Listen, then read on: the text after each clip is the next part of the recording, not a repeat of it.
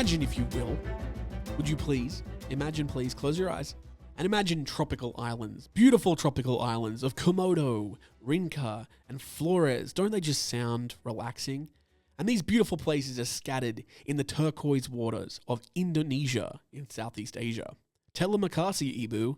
That's genuinely Indonesian. I learnt a little bit of Indonesian in primary school. Nama saya James. That plant is merah. That's red. Now, beneath the sun-baked scrub and swaying palms, shadows begin to shift silently. And at the edge of your perception, something stirs. A lizard, nearly 10 feet long, armored in scales and equipped with serrated, iron-reinforced teeth and venom glands dripping a potent biochemical nightmare. The Komodo dragon is not a myth. It is a very real predator, ambush, and death incarnate. Today, we are talking about the dragons of deaths, the Komodo killers, Komodo dragons. Now, let's talk about the anatomy of a dragon. These dragons don't have wings and they don't breathe fire, but they are still extremely dangerous and scary. Komodo dragons boast bodies of up to 3 meters in length, and they can commonly weigh up to 70 kilograms. Some exceptional specimens tipping the scales at 166 kilograms. They can sprint in short bursts of up to 20 kilometers an hour, and they can navigate harsh terrain easily with muscular limbs and tails. But their true weaponry, just like a poet, is in their mouth. But they don't use words, they use their teeth. Around 60 razor-sharp, recurved teeth coated with iron-rich enamel. And they keep their edges honed to terrifying sharpness, slicing flesh with effortless precision. These teeth tear, not crush, enabling them to carve flesh like a butcher's blade. Moreover, their bite force isn't so mighty, so they latch on. They tear, they slash, and they shake prey violently from side to side, shredding tissue and snapping bones. For decades, popular lore held that Komodo dragons relied on septic bacteria in their saliva to kill.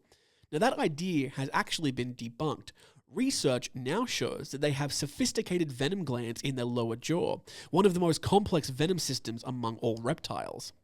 This venom contains over 600 toxins, including anticoagulants that cause relentless bleeding, vasodilators that drop blood pressure, and proteins that disrupt muscle and nerve function.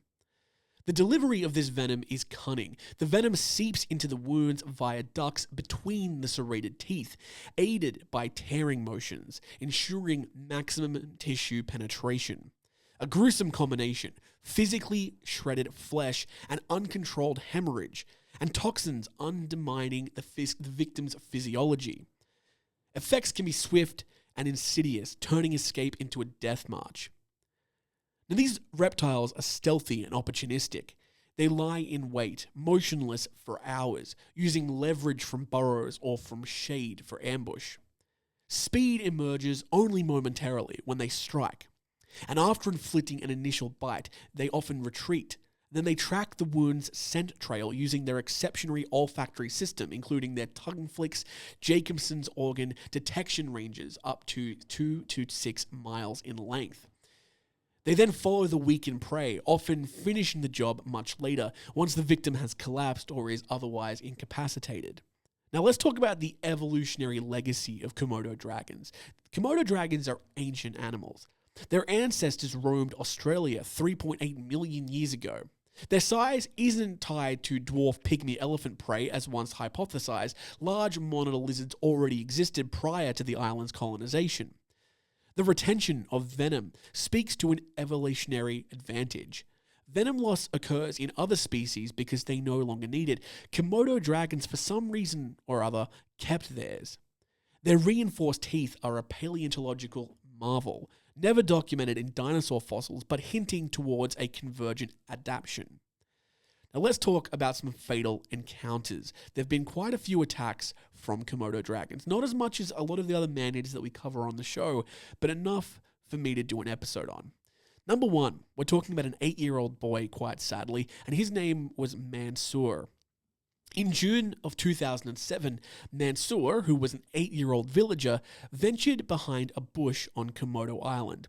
We don't know why he was going behind a bush. Maybe he was getting a toy that he dropped, a ball that he threw.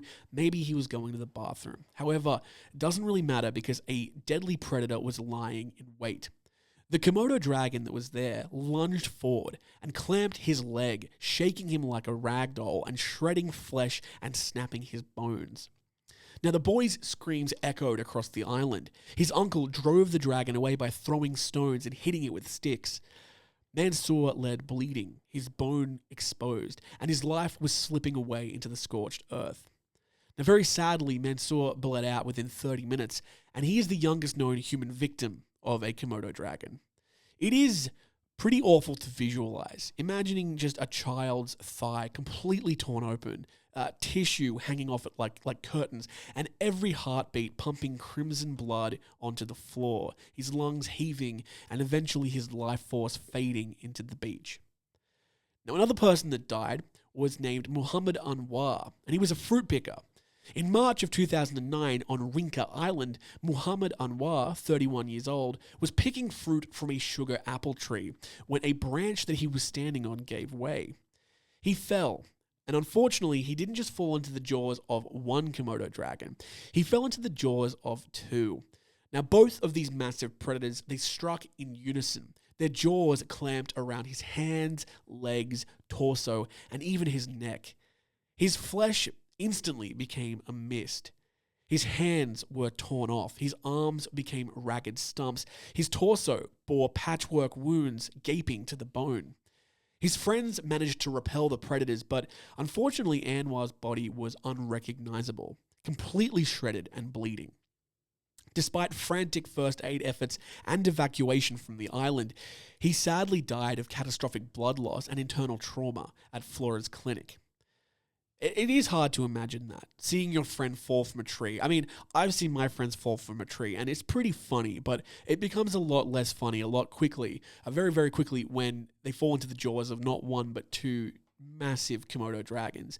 His limbs were completely just torn apart. His arteries were spurting blood everywhere, and he just did not make it. He bled out. And I managed to get him off the island to a clinic, to a hospital, but it was not. It was too little too soon.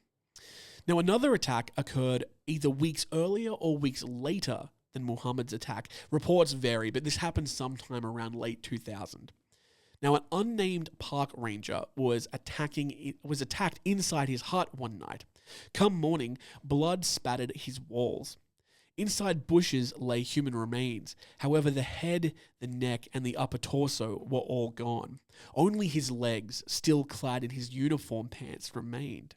An investigation was conducted and concluded that a dragon had broken into his hut, dragged him out, and consumed him while he slept.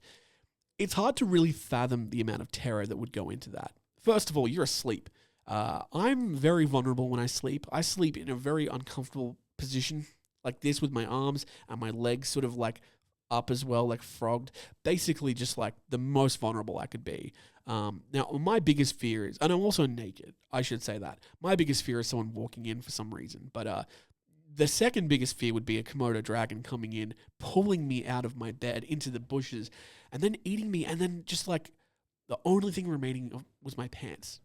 My legs with my pants in them. Pretty bad. Now, there was an attack in the US. In a California zoo, Phil Bronstein, husband of Sharon Stone, entered a Komodo enclosure for a private tour. He removed his shoes on a whim. The dragon lunged, dragging him down and crushing his foot in his jaw. The attack was brief but brutal, requiring surgery to save one of his big toes. Now, I didn't know this. That's a crazy story, but Sharon Stone's husband was attacked by a Komodo dragon. That's a little piece of Hollywood trivia that everyone should know. The only thing I know about Sharon Stone is that she showed her hoo-hoo in that movie, but that she didn't know that they were going to show her hoo-hoo, and it was very sad. That's very sad. The second saddest thing that happened to her was her husband having his Komodo, big toe eaten by a Komodo, I guess. I don't know her life. Maybe that's not the second most sad thing. Maybe it's way down the list. Maybe she doesn't even like him. Who knows? 2001 was a long time ago. Now, let's talk about the rising frequency of human conflicts with Komodo dragons. Between 1974 and 2012, Komodo National Park recorded 24 attacks, including 5 fatalities. Villagers and park personnel are the most at risk, often due to proximity, resource gathering, or boundary crossing. The encroachment of tourism and abandonment of traditional practices like sacrificial feeding disrupts ecological balance, fostering more encounters. Now, at the same time, some dragons in ecotourism zones become bolder. They are fed by visitors and they lose their wariness and they change their behavior, increasing conflict potential. Let's revisit the anatomy of these animals because I think we haven't really hit down how unique they are. Let's unpack the lethal combination that these animals have in their heads. They have teeth and bite mechanics that serrated iron-coated teeth. I want to just double down on that iron reinforced teeth. They use a bite and pull motion similar to how when a dog attacks you, it latches onto your arm and moves its head side to side, tearing the flesh away. These animals shred the flesh and it ruptures the blood vessels. And then next comes the venomous cocktail. 600 plus toxins preventing clotting, causing hypertension, hemorrhage, and muscle paralysis. That venom is injected by the ducts that are between the teeth that are currently shredding up your arm and your leg. So you're guaranteed to become venomized or poisoned by that venomous cocktail. And of course, they have another ability, which is their incredible tracking ability, olfactory precision, the ability to detect trail scents for miles, following the victim relentlessly until the victim is collapsed and they are ready to be feasted on. And finally, one that we didn't talk about, but Komodo dragons have incredible energy efficiency. The dragons eat up to 80% of their body mass in one sitting, fueling months of survival. They wait, they strike, they retreat, they track, maximum yield, and minimum risk. These are truly masters of their craft, apex predators in their environments. And the final part of the episode that we should talk about is conservation and coexistence, because these are not evil animals. Like we've said many times in the show, animals generally aren't evil. They're just creatures on the planet trying to survive. And, humans generally probably aren't their main source of food.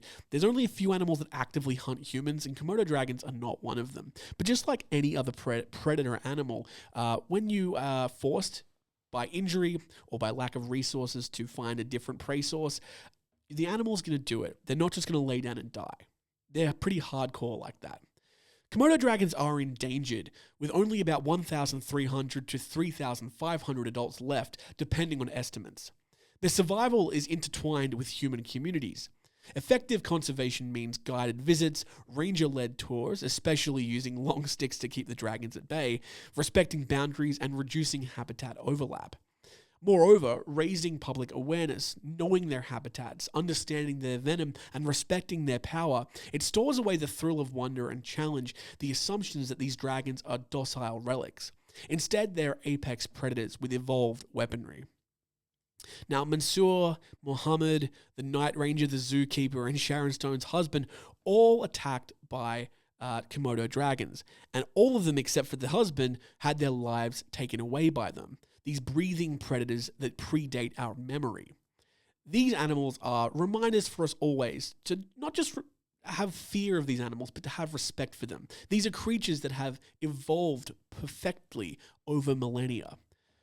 The Komodo dragon is not a museum piece either. It's a living animal that still exists on the planet today, and it's still an evolving force. If humans encroach recklessly into their habitat, those curved teeth and venomous bites, well, they're always ready to strike.